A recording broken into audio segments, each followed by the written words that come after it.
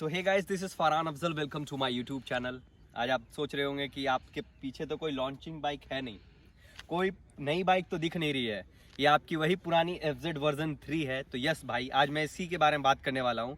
मेरे पास लगभग 150 क्वेश्चंस आए थे या उससे ऊपर थे। मैंने क्वेश्चंस गिने नहीं एक्चुअली, बट मैंने उसे एक तरह से कैटेगराइज कर लिया कि बहुत सारे क्वेश्चन का जो मतलब है वो एक जैसा जिसका दिख रहा है। मैंने वैसे 20 क्वेश्चन बनाए और आज मैं उसका आंसर देने वाला हूँ। और खुशी की बात तो ये है भाई कि इसकी EMI अभी कंप्लीट हो गई है, तो ये बाइक कंप्लीटली मेरी है।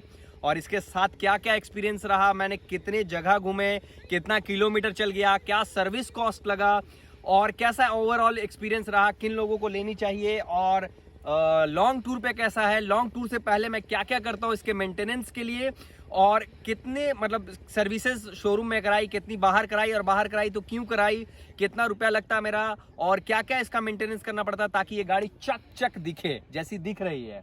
और इसमें कुछ कुछ गड़बड़ी है जो शायद यामाहा को ठीक करनी चाहिए। तो हम लोग डिस्कस करेंगे कि कौन कौन सी ऐसी चीज़ें जो यामाहा को इस पे काम करना चाहिए था, बल्कि जो BS6 मॉडल है उस पर भी वो चीज़ें दिखी मुझे। तो लेट्स सी, डिस्कस करते हैं, बात करते हैं, ऑनेस्ट बात करते हैं। मैं कोई पेपर पे लिखी हुई चीज़ नहीं बताऊंगा। मैं ये नहीं बताऊंगा इसमें कितना पावर है, मैं ये नहीं बताऊंगा कि इसका वेट कितना, मैं ये बताऊंगा कि एक्चुअली ये मेरे लिए क्या है। और क्योंकि मैंने ऑलरेडी 50,000 किलोमीटर चला लिया है, सो एक्चुअली इसके साथ मेरा काफ़ी लंबा जर्नी है, 3 साल पूरा हो गया। Happy birthday to her actually. और कई लोग पूछते हैं कि भाई इसका नाम क्या रखा है, तो इसका नाम है भाई द विचर। विचर नाम है इसका, और ये मुझे पसंद है विचर नाम। अब डिटेल में बात करते हैं। सो गाइज, अब क्वेश्चन आंसर सेशन चलेगा। देख रहे होगे मैं आराम से बैठ चुका हूँ इसकी चौड़ी सीट पर। तो क्वेश्चन आंसर का, सारे क्वेश्चन आंसर का मैं जवाब देने वाला हूँ। सबसे इंपॉर्टेंट सवाल जो सबसे ज्यादा बार पूछा गया है कि भाई ये कितनी किलोमीटर चल गई अब तक। तो चलिए देखते हैं कितने किलोमीटर चल गई है। कम ऑन, बाइक की स्टार्ट करता हूं मैं।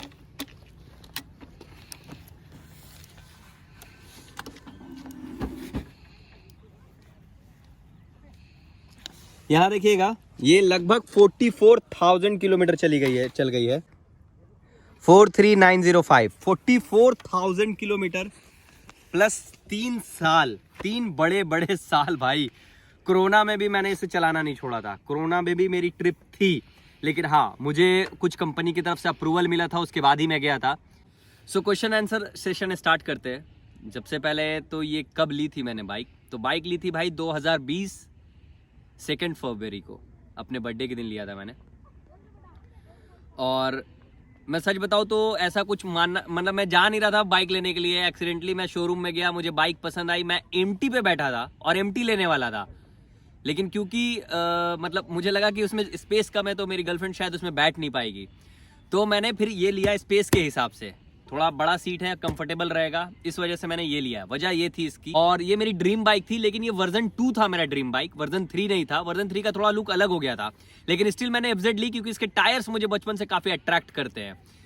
शुरुआत में मुझे उतना बाइक्स का नॉलेज नहीं था, तो मैंने बस इतना देखा कि लुक अच्छा है, बल्कि लुक है, FZ है, टायर मोटे हैं, सीट अच्छा है और बजट में है। 1,18,000 रुपए का पड़ा था उस समय मुझे। कितने पैसे में ली गाड़ी, कैसे ली आपने गाड़ी? तो भाई देखो, हमारा कोई ऐसा कोई बहुत बड़ा जॉब नहीं था, कॉर्पोरेट जॉब था छोटा मोटा। तो हमने इसे EMI पे ली थी क्योंकि मेरा HDFC में थोड़ा जिप राइड होता, वो तुरंत 0 डाउन पेमेंट पे हो गया था।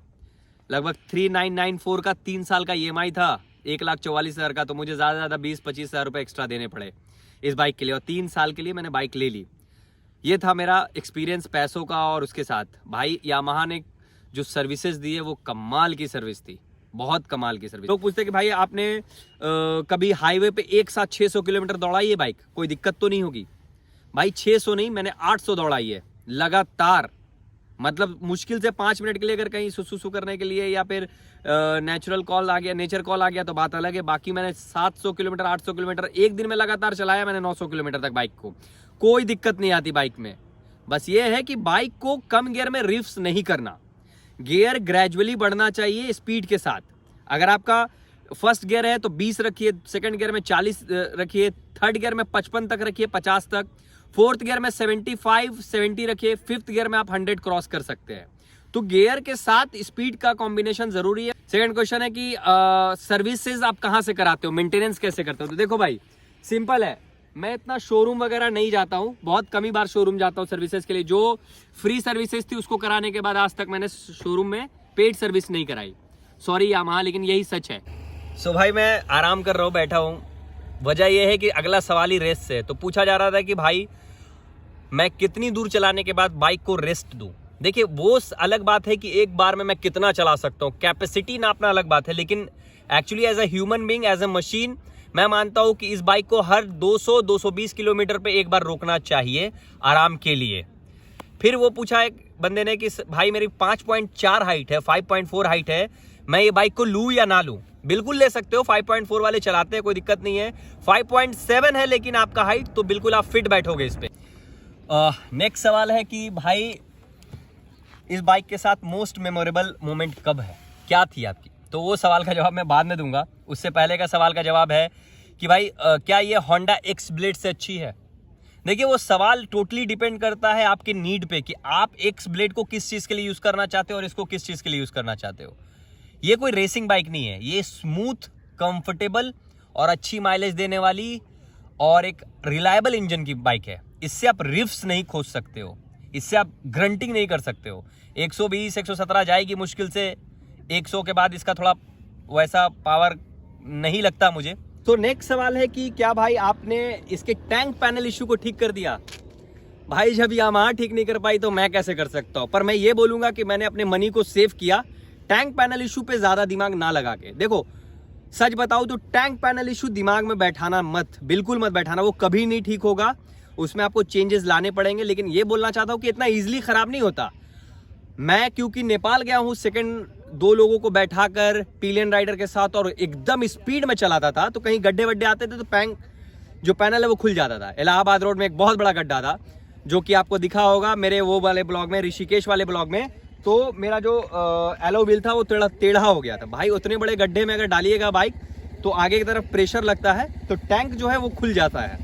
तो इसके अलावा कोई रीज़न नहीं होता। ऐसा नहीं कि टैंक आप चलाते चलाते खुल जाएगा, उसके लिए एक सॉलिड रीज़न होना चाहिए। लेकिन हाँ, ये इशू रिजॉल्व नहीं होता है। इसके लिए मैंने अभी यहाँ पर पास आके देखिएगा तो एक स्टिकरिंग करा दी है दोनों तरफ ताकि इसका लुक खराब ना हो, और इससे वो मैच कर गया, इसके टंकी से वो मैच कर गया। दोनों साइड स्टिकरिंग करा दी है क्योंकि दोनों जो टैंक है इसका दोनों खुल चुका है। इसको मैंने ये कराया कि यहाँ पर आप नट बोल्ट देख रहे होंगे, नीचे से पैच डलवा के और उसमें फेविक्विक लगा दिया। तो ये मतलब समझिए कि ये इशू कभी रिजॉल्व नहीं होगा भाई। टैंक पैनल वाला अभी वाले वर्जन में भी है, लेकिन देखो वो इशू नहीं है। असल में अगर हम रफ चलाएंगे, ये कोई ऑफ रोडिंग बाइक नहीं है, मैंने बहुत ऑफ रोडिंग कर दी इससे, तो आपको ये इशू फेस करना पड़ेगा। नेक्स्ट क्वेश्चन है कि भाई आप बहुत सारे हिल एरियाज में गए हो, नेपाल, ठीक है, तो क्या आपको इसमें हिली एरियाज में टॉर्क की कमी लगी? इसमें बहुत ज़्यादा होती है टॉर्क की कमी महसूस। मतलब अगर मैं पिलियन राइडर के साथ हूँ, थोड़ा सामान है, तो आपको लगेगा कि हाँ ये गाड़ी बोझ नहीं उठा पा रही, जो आपको कैरी नहीं कर पा रही है कभी कभी। लेकिन ऐसा नहीं कि टॉर्क छोड़ देता है, पर एक्सपेक्टेशंस हाई मत रखना। बस ये नॉर्मल एक सिटी राइड और कम्यूटर सेगमेंट की बाइक है, जिसे ऑफिस वगैरह यूज़ करने के लिए या लॉन्ग टूर स्ट्रेट रास्ते पे यूज़ करो। हिली एरियाज में थोड़ा टॉर्क की कमी लगती है, पर ये बुरी नहीं है। सो गाइज नेक्स्ट क्वेश्चन है रात की नाइट राइड से सवाल आया कि भाई आपने तो बोला था कि आप नेपाल ट्रिप में फॉग लाइट लगा कर गए थे, पर आपका तो यहाँ पर लेग गार्ड ही नहीं, तो आपने फॉग लाइट कहाँ लगाई? भाई लेग गार्ड मैंने हाल फिलहाल में ही हटाया था उसे, और उसके बाद मैंने उस पर फॉग लाइट को लगाया था। लेकिन हाँ, मैं बोल रहा हूँ कि ये जो इसकी एलईडी हेडलाइट है वो इनफ नहीं है रात में, जो विज़न के लिए, क्लियर विज़न के लिए इनफ नहीं है, बहुत ज़्यादा इनफ नहीं है। अगर बहुत स्नोफॉल वगैरह हो रहा है या बारिश हो रही है तो आपको दिक्कत ज़रूर होगी। ऐसे आमतौर पे मतलब अगर सिटी राइड्स है या कोई गाँव जा रहे हो तो इसमें कोई दिक्कत नहीं है। लेकिन अगर आप घने जंगलों में हो तो थोड़ा सा मुझे लगता है कि 1-2 फॉग लाइट आपको ले लेनी चाहिए। हालांकि सारी बाइक्स के लिए रिकमेंडेड है, लेकिन इसके लिए वो कुछ ज़्यादा ही है। नेक्स्ट है कि नेपाल में एक जगह पर मार्फा में क्या हुआ कि हम लोग शाम में सोए तो उतना बर्फबारी नहीं हुई थी। सुबह उठे तो देखे बहुत ज़्यादा बर्फ़ था, स्नोफॉल हर तरफ था, बाइक इतना स्नो से भर गई थी। वो वीडियो भी डाला मैंने, will FZ start in -15 degree, तो वो वीडियो भी आप देखिएगा, मैं लिंक डिस्क्रिप्शन में डाल दूंगा। तो वो पूछ रहे हैं कि बिना किक के आपने उसे स्टार्ट कैसे किया। देखो भाई, उसमें मैंने पूरा वीडियो डाला है, इसको ज़रूरत ही नहीं पड़ी भगाने की, दौड़ाने की। ये डायरेक्ट एक बार में, सिर्फ एक बार में ऐसे किया, मैंने गाड़ी स्टार्ट हो गई, एक बार स्टार्टर लिया। मतलब ये बाइक बहुत ज़बरदस्त है यार, मतलब -15 डिग्री 16 डिग्री सब में चलाया मैंने, कभी स्टार्टिंग प्रॉब्लम आज तक नहीं आई इस बाइक में। ना इंजन से कोई आवाज आया, ना स्मूथनेस या कंफर्ट में कोई दिक्कत आई, ना इसका कुछ ज्यादा रिपेयर हुआ चीजें। जो सामान चेंज हुआ है, कब चेंज हुआ, ये सारी डिटेल मैं दे दूंगा, लेकिन ऐसे मुझे कोई दिक्कत नहीं आई। स्विचेस से आज तक कोई दिक्कत नहीं आई, सारे स्विचेस बराबर काम करते हैं। इतना पानी में भिंगाया मैंने, इतना स्नो पड़ा इस पे, लेकिन स्विचेस का कोई दिक्कत नहीं आया। नेक्स्ट है कि सबसे पेनफुल मोमेंट क्या था यार। देखो, एक तो नहीं है, 2-3 है। एक बार मैं आगरा में एक्सीडेंट कर गया था, गाय आ गई थी बीच रास्ते में। एक बार मैं कलकत्ता से आ रहा था तो कुत्ता आ गया था बीच में।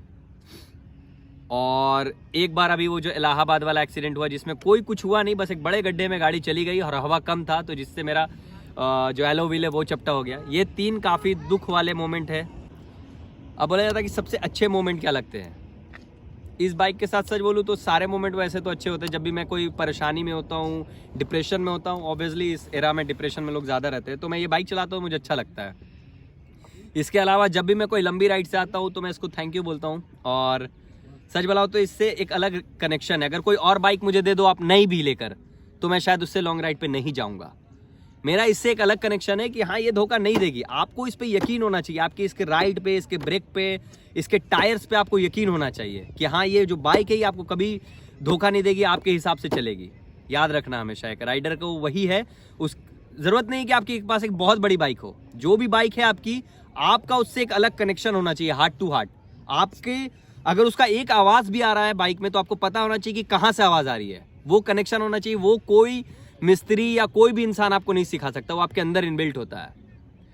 एक सवाल था कि आप क्या ऐसी इस बाइक के साथ करना चाहते थे जो नहीं हुआ। 2-3 चीज है। सबसे इंपॉर्टेंट तो मुझे लगता है कि मैं चाहता था कि मेरे पापा इसे चलाएं, न्यू टेक्नोलॉजी की बाइक, बट वो तो पॉसिबल नहीं है। और दूसरा ऐसा लगता था मुझे इस बाइक को लेने से पहले कि ये थोड़ी पावरफुल बाइक है, वो मिस है इसमें। 2-4 चीज़ें ये थी। सो गाइज, मैं सच बताऊं, किसी भी लंबे राइड से पहले आपको कुछ भी खास नहीं करना होता है एफजेड के साथ।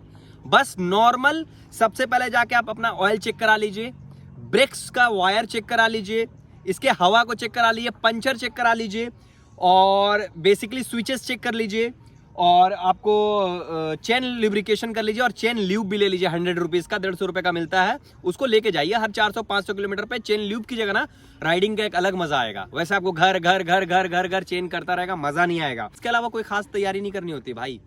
1-2 वायर्स रख लेना, मोटे मोटे रस्सी टाइप का, ये हो गया। एक ग्लव्स ले लेना अच्छा, क्योंकि इसके जो ओरिजिनल वाले पैड है ना, ये एक्सेलरेटर, वो थोड़ा टफ है। डे नाइट हेलमेट लेना जो नाइट में भी काम करे। मैंने सिर्फ डे वाला हेलमेट लिया, इस चक्कर में मेरे 2 एक्सीडेंट हो गए हैं, तो ये जरूर प्रिकॉशन है। बाकी बाइक के साथ कुछ खास नहीं करना होता है। रेगुलर, एक बताया ना मैंने आपका, एक कनेक्शन होना चाहिए बाइक के साथ। आपको किसी भी मैकेनिक की जरूरत नहीं पड़ेगी, आपको खुद पता चल जाएगा क्या गड़बड़ है, आप खुद लेके जाओगे कि भाई मेरा ये बाइक में ये हो रहा, वो हो रहा है। और सच बताऊं तो आपको जितनी बार ये फील हो रहा है उतनी बार आप मैकेनिक के पास जाइए, अंटिल आप सेटिस्फाई नहीं हो जाइए। ऐसा मत सोचिए कि इस बाइक के साथ कोई खराबी नहीं है। अगर आपको ऐसा लगता है तो सच में होगी, अगर आप एक राइडर है और आपका इसके साथ कनेक्शन है तो। That's it from my end for the part 1. Rest 2 part will come maybe in a week. Thank you so much guys.